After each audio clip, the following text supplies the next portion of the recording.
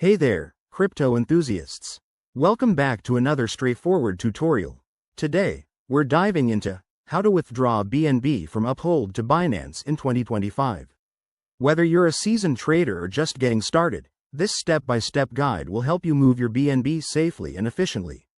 By the end of this video, you'll feel confident handling this process on your own.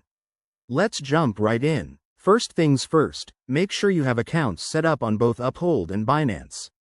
If you haven't already, download the apps or head to their websites and create your accounts. It's 2025 now, so expect enhanced security features like multi-factor authentication. Don't skip that. Step 1. Log into your Uphold account. Once you're in, navigate to your wallet section and select BNB. You'll see an option to withdraw. Click on that. Pro tip: double-check your BNB balance to ensure you have enough to cover any network fees.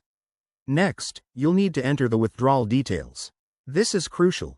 Copy your Binance wallet address from the Binance app or website. Paste it into the Uphold withdrawal form, and select the BNB network, like BNB Smart Chain, to avoid any compatibility issues.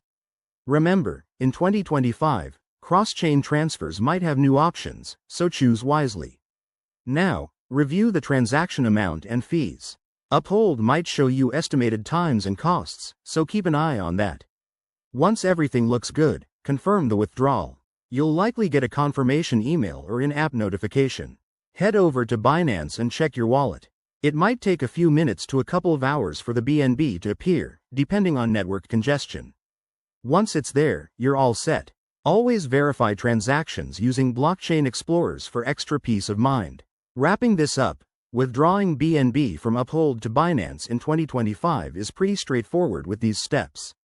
If you run into any hiccups, reach out to customer support on either platform. Thanks for watching. Hit that like button if this helped. Subscribe for more crypto tips, and let me know in the comments if you have questions. Stay safe out there in the crypto world.